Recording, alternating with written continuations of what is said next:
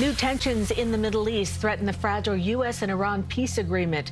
The two countries have each launched new strikes sparked by Iran's attacks on ships in the Strait of Hormuz last week. Bradley Blackburn joins us now in the newsroom with more. Bradley.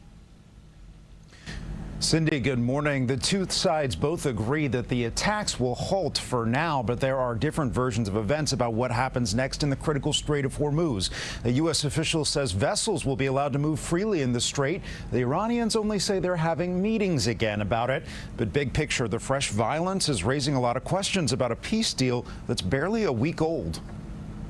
A U.S. official tells CBS News talks are set to continue between the U.S. and Iran and that the two nations will stand down after trading strikes over the weekend.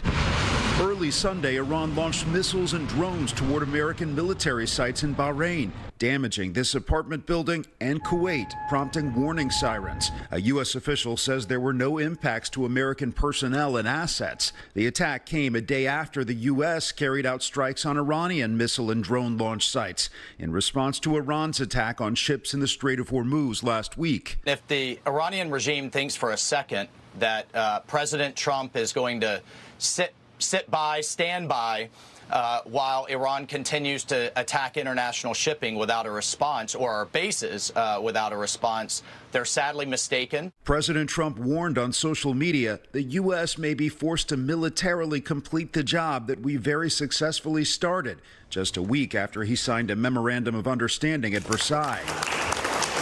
That agreement kicked off 60 days of talks to end the war and the crucial reopening of the Strait of Hormuz. But lawmakers from the president's own party voiced concerns over Iran's ability to hold up its end of the deal. I just simply don't trust the Iranian leadership, the mullahs, to live up to their commitments. Iran has threatened to halt negotiations, and the country's top diplomat warned against, quote, interference in Iran's operation of the strait. Now, over the weekend, Israel also renewed strikes in Lebanon days after an agreement was signed between the two countries. The Israeli military is planning more operations targeting Iran-backed Hezbollah that it says are in accordance with the ceasefire agreement. Mary.